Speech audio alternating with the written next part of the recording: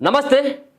ఆదివారం రోజు జరిగినటువంటి పరువు హత్య కేసులో కాసేపటి క్రితమే సూర్యాపేట ఎస్పీ చాలా కీలక అంశాలని బహిర్గతం చేయడం జరిగింది.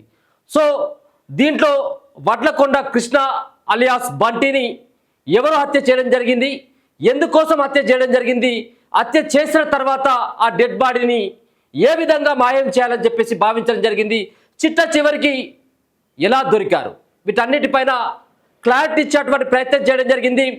దీంట్లో సంచలనమైనటువంటి విషయాలను చెప్పడం జరిగింది. పూర్తిగా ఇదంతా కూడా తన చెల్లిని ఒక ఎస్సీ కులానికి చెందినటువంటి వ్యక్తి పెళ్లి చేసుకోవడం ఇష్టం లేకనే తన సోదరుడైనటువంటి నవీన్ అండ్ వంశీ మరో నలుగురితో కలిసి హత్య చేసినట్టుగా పోలీసులు మొత్తానికి నిర్ధారించడం జరిగింది.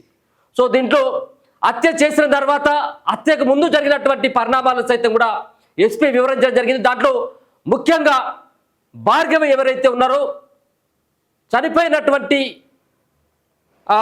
కృష్ణ భార్య భార్గవికి ఇద్దరు అన్నలు, ఒకరేమో వంశీ నవీన్ అన్నటువంటి ఇద్దరు సోదరులు, భార్గవి యొక్క సోదరులు ఇద్దరు.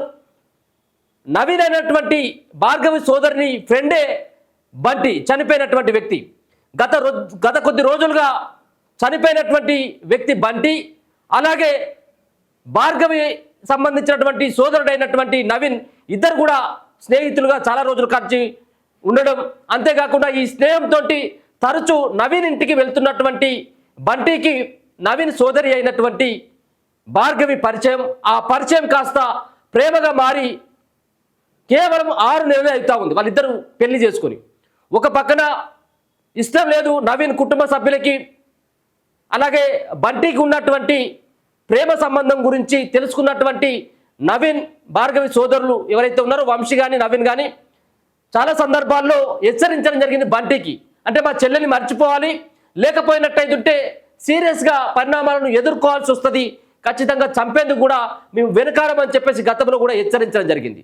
సో 3 సంవత్సరాలుగా ప్రేమిస్తున్నటువంటి భార్గవిని వదులుకోవడం ఇష్టం లేక 7 నెలల క్రితం మరి భార్గవిని ఆగస్టు 7వ తేదీన బంటి అండ్ భార్గవి ఇద్దరు కూడా పెళ్లి చేసుకోవడం జరిగింది. పెళ్లి చేసుకొని సూర్యాపేటలో ఉన్నటువంటి పోలీసులని ఆశ్రయించడం, తమకి రక్షణ కల్పించాలని చెప్పేసి పోలీసులను కూడా వేడుకోవడం జరిగింది. గతంలో పెళ్లి చేసుకున్న తర్వాత అప్పుడు ఇరు కుటుంబాలను పిలిచి వీళ్ళిద్దరికి ఆ పెళ్లికి ఎవరు కూడా అడ్డు చెప్పకూడదు, వీళ్ళిద్దరిని ఎవరు కూడా బెదిరించకూడదు, ఒకవేళ బెదిరించినట్టు ఉంటే తీవ్రమైనటువంటి పరిణామాలు ఉంటాయి, వాళ్ళిద్దరూ ఇష్టపూర్తిగా పెళ్లి చేసుకున్నారని చెప్పేసి సూర్యాపేట పోలీసులు సైతం కూడా ఇరు కుటుంబాలకి కౌన్సిలింగ్ ఇవ్వడం జరిగింది.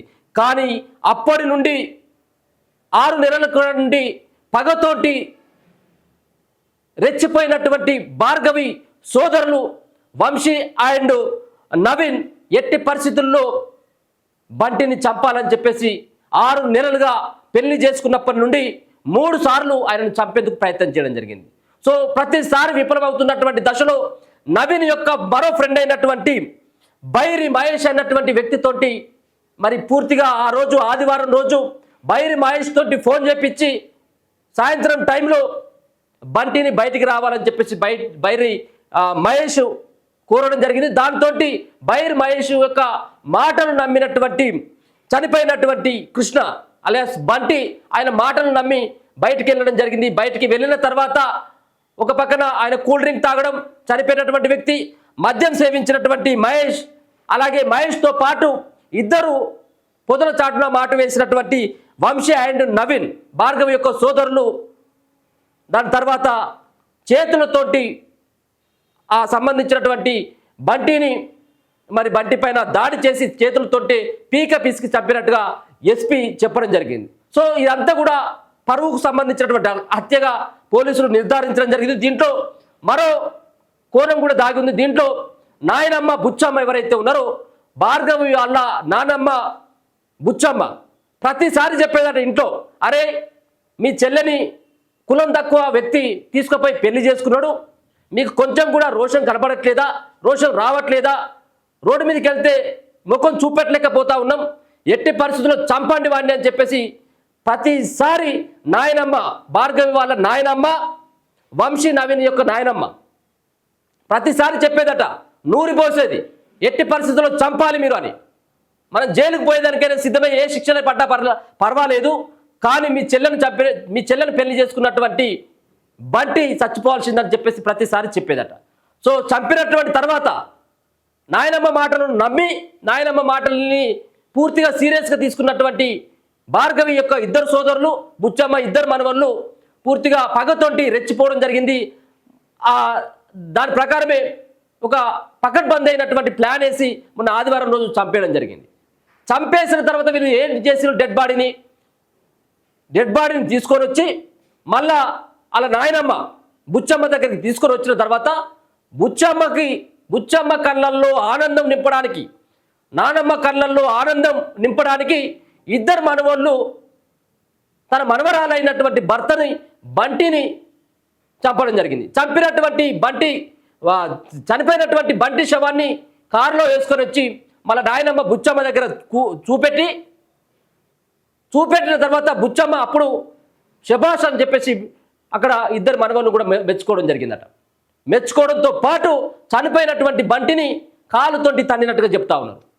అంటే ఎంత కసి ఉంది, ఎంత పగ ఉందో చూసుకోవచ్చు కేవలం చిన్న కారణంతో. అంటే ఆయన మనిషి కదా, కులం తక్కువే కావచ్చు. ఈ రోజులలో కులాలు ఎక్కడి, కులం తక్కువే కావచ్చు. అంటే కులం తక్కువైనంత మాత్రం చంపేస్తారా? ఇటువంటి పరువు హత్యలు చాలా జరుగుతూ ఉన్నాయి. సో ఇది సబబైనటువంటి వ్యవహారం కాదు. ఇద్దరు ఇష్టపూర్తిగా పెళ్లి చేసుకున్నారు, అది వేరే వ్యవహారం. కానీ కులాంతర వివాహం చేసుకున్నాడు, కులం తక్కువ అతను పెళ్లి చేసుకున్నాడు అన్నటువంటి నెపంతో చంపడం చాలా దారుణమైనటువంటి విషయం. సో ఎస్పీ గారు కాసేపటి క్రితమే ఈ సంబంధించినటువంటి హత్యలో ఎవరెవరు పాల్పంచుకోవడం జరిగింది, ఎవరు చనిపోయినటువంటి బంటికి ఎవరు ఫోన్ చేసి రమ్మనడం జరిగింది, మరి ఈ చంపడంలో ఎవరెవరి పాత్ర ఏముందన్నటువంటి దానిపైన 3 రోజులుగా సూర్యాపేట పోలీసులు ప్రత్యేకమైనటువంటి ఫోకస్ పెట్టడం జరిగింది. ఈ ఫోకస్ పెట్టిన తర్వాత దీంట్లో ప్రధానంగా 6 నిందితులని అదుపులోకి తీసుకోవడం జరిగింది. ఒకరేమో బుచ్చమ్మ, ఎవరు వాళ్ళ నానమ్మ, తండ్రి సైదులు, వంశీ, నవీన్, వీళ్ళిద్దరూ భార్గవి సోదరులు. బైరి మహేష్ నవీన్ వాళ్ళ ఫ్రెండు, సాయి చరణ్ నవీన్ వాళ్ళ ఫ్రెండు. అంటే ఫ్రెండ్స్ సహాయంతో వాళ్ళ చెల్లె భర్త అయినటువంటి కృష్ణ అలియాస్ బంటిని పూర్తిగా చంపినటువంటి డెడ్ బాడీని మరి జనగామ దగ్గర ఉన్నటువంటి పిల్లల మర్రి మూసి నది కట్టపైన పడేయడం జరిగింది.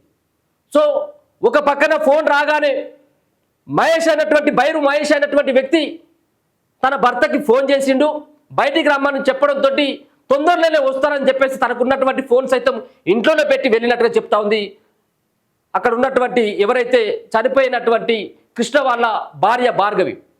సో ఎమ్మటే వస్తారని చెప్పేసినటువంటి తన భర్త రాత్రి వరకు రాకపోవడంతో ఉదయం వరకు మరి వేచి చూడడం జరిగింది. ఉదయాన్నే పోలీసులు ఫోన్ చేసి పిల్లల మరి మూసి నది కట్టపైన మీ భర్త యొక్క బాడీ ఉంది, డెడ్ బాడీ అని చెప్పేసి చెప్పడంతో ఎంతో ఆవేదనకు గురై కన్నీళ్లు కారుస్తూ ఆ డెడ్ బాడీ దగ్గరికి వెళ్ళినటువంటి పరిస్థితి. ఎంత దారుణమైనటువంటి సంఘటన మనకు అర్థమవుతా ఉన్నది.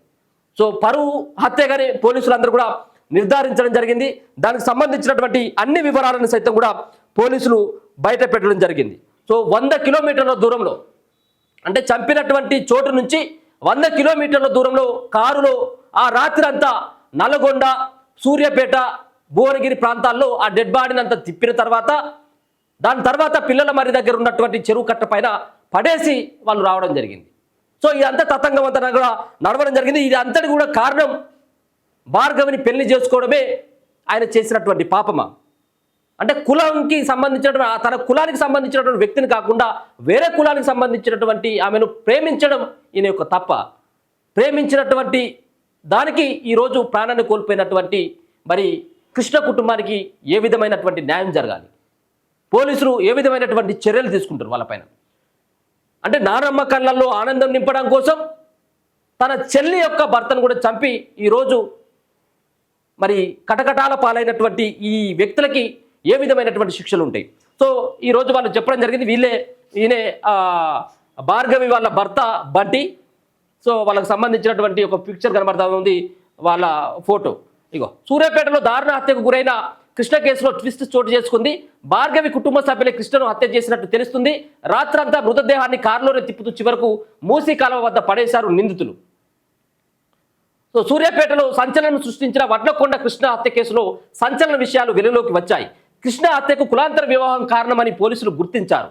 6 నెలల క్రితం స్నేహితుడు కోట్ల నవీన్ చెల్లి భార్గవిని కృష్ణ అలియాస్ మాల బంటి పెళ్లి చేసుకున్నాడు. ఈ వివాహాన్ని భార్గవి నాయనమ్మ బుచ్చమ్మ మొదటి నుంచి వ్యతిరేకిస్తూ వస్తుంది. ఈ క్రమంలో మనవోడు నవీన్ను రెచ్చగొట్టడంతోనే కృష్ణ హత్యకు స్కెచ్ వేశాడు. అనుకున్న ప్రకారమే కృష్ణతో కొద్ది కాలంగా స్నేహంగా ఉంటూ వచ్చిన నవీన్ అదును చూసి అతడిని హతమార్చాడు. ఇందుకోసం తాళ్లగడ్డకు చెందిన బైరు మహేష్తో పాటు మరో యువకుడి యొక్క సాయం తీసుకోవడం జరిగింది. ఈ నెల 19నే కృష్ణను హత్య చేయాలని వారు భావించారు. అది కుదరకపోవడంతో గత ఆదివారం కృష్ణను దారుణంగా హత్య చేశారు. కృష్ణ హత్య అనంతరం మృతదేహాన్ని ఆత్మకూరు ఎస్ మండలం పాత సూర్యాపేటలో ఉన్న నాయనమ్మ బుచ్చమ్మకు చూపించారు నిందితులు. ఆపై నల్లగొండలోని మరో మిత్రుడికి కృష్ణ మృతదేహాన్ని చూపించాడు నవీన్. ఆ తర్వాత మృతదేహాన్ని చాలా దూరంలో పారేయాలని నిర్ణయించి దాదాపు 100 కిలోమీటర్ల వరకు ప్రయాణించారు.